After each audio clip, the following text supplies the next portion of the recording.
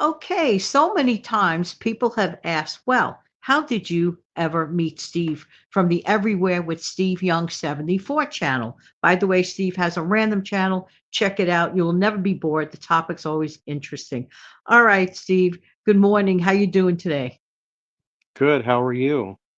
Thank you so much for being here. I'm going to Hmm. start off by mentioning that originally Steve and I ran into each other in a music group, and we both, very much enjoy music. But that's not what we're here to talk about today. How did we ever get to talking or meeting about another subject? What was that subject that made us really start talking, Steve? Well, I think back to a video that you did where you're sitting outside, probably within proximity of where you're at, um, with an umbrella over you, and you're wearing a hat that says USA. So, in the course of you, conversating or talking in this video, you happen to speak up. I used to sell on eBay, and you went, "Oh, did I just say that?"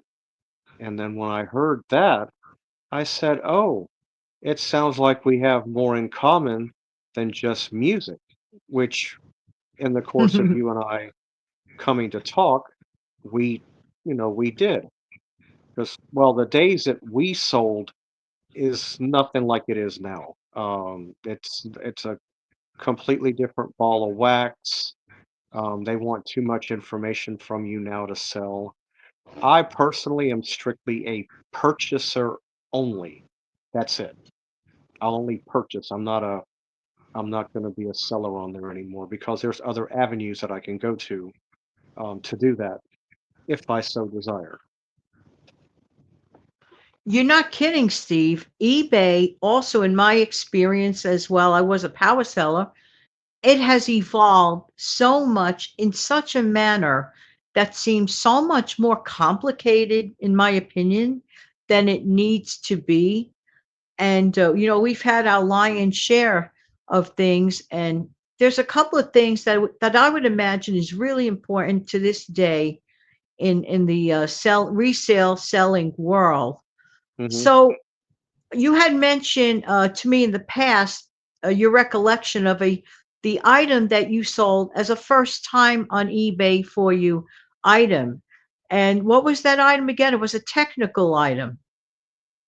Yeah, well, the item that I had, because I used to deal off and on with vintage electronics, and I had come across a Kai GX646 reel to reel. Looking back, I probably should have kept it, but I wound up selling it. Very nice tape recorder, and I think I sold that sometime in 2002. I believe I did pretty good on it because I had the deck, I had the packaging, and I had the original box that it came in. Wow. So I was able to, do okay on it. Hopefully, the person that purchased it from me all those years ago, knock on wood, hopefully he still has it because it was a very nice deck. And but like I said, that was my first item. Looking back, hindsight is better than foresight. I probably should have kept it. But That's yeah. interesting. But that's an interesting first thing on eBay to sell. Mine was a little, well, actually a lot less important than the item that you did. Hmm. I had received, I always say it wrong. I think it's called Billy Bass. I could be wrong, Hmm. but they That's used right. to call it, oh, thank you. They used to call it, I think, the singing fish, if I'm not mistaken. It just Yeah. wasn't something for me. It was just collecting dust in a closet. And that's something that Steve and I would like to emphasize, whether it was 25 years ago or right this very minute. Anyone could make money again, right, Steve? By just what? Like looking around their closet, for example. I mean, Hmm. it's still valid today to do something like that. I had that item in my closet, was my first item sold. I didn't think it would be successful. It sold quickly. I was shocked. And to of all places, I would ask myself, who would want this thing? But it Hmm. turned out it was a person that owned a fishing store and they wanted to use it as a decoration. So Oh, you just, yeah, one man's trash is another man's treasure. right. Now, Steve, besides eBay, you did sell, for example, at outside events like flea marketing and situations like that. Do you prefer online selling, or did you prefer at that time selling outdoors, or you're okay with either one? Um, well, I do like selling, in person, where they buy the item and then, they pay me whatever it is. One thing I do like is if something goes wrong, but usually everything I sold was sold as is. But if there was something that was to go wrong, a lot of the time it could be remedy and fixed right there. Right, right, But if right. you if you sell something online, you got to go through the time of them receiving it.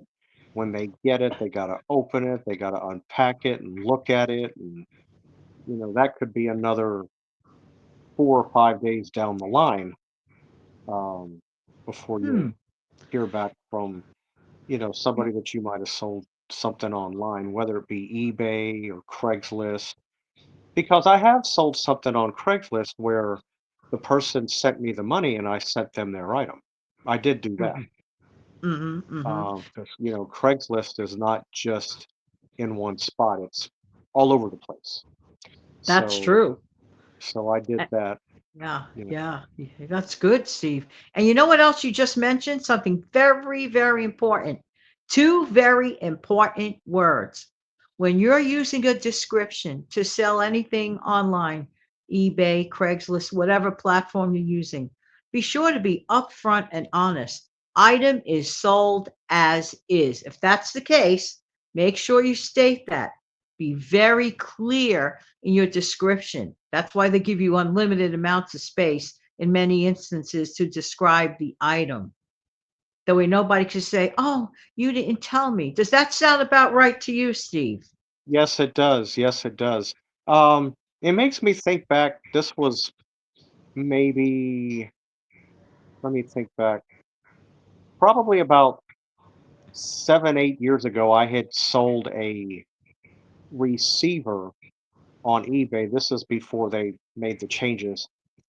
And because of one word, one measly 3-letter word, I should have kept the ad the way I had it.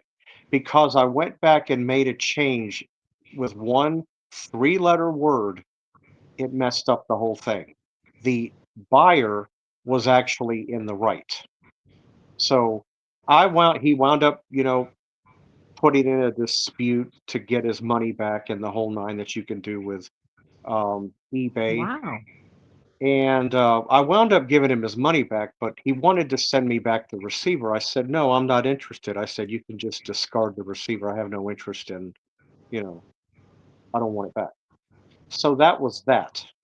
Wow. But you do have to be careful how you describe your item and be very, very exact about it. But because of that one 3-letter word, I don't remember what it was, it Hmm. wound up being in the seller's favor.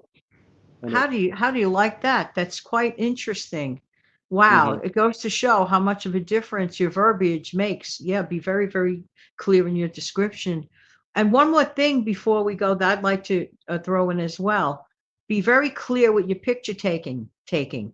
Use a white background. It was very helpful. Take pictures from all different angles.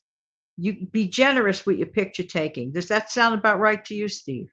Yes, it does. If you can't use white, I would say like a light tan, anything that would give off the item that you're trying to take a picture of.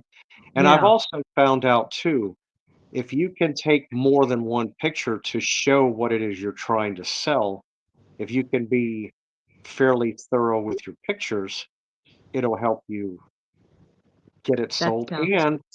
And if you have pictures showing, oh, it's got a crack in it or something is broken, and they see that, that looks better for the seller in case, you know, somebody tries to do something to try to get their money back. So, Right. Not that I don't give money back, but 99.9% of the time when I sell something, it's as is. So, Exactly. So honesty and transparency are key. Okay, everybody. Thank you so much for being here, Steve. oh, thank you. You're We welcome. really appreciate your time.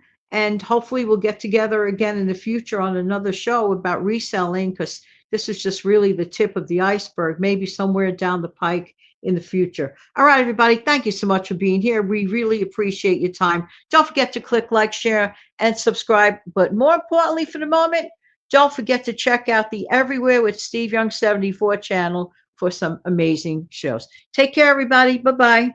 Bye bye.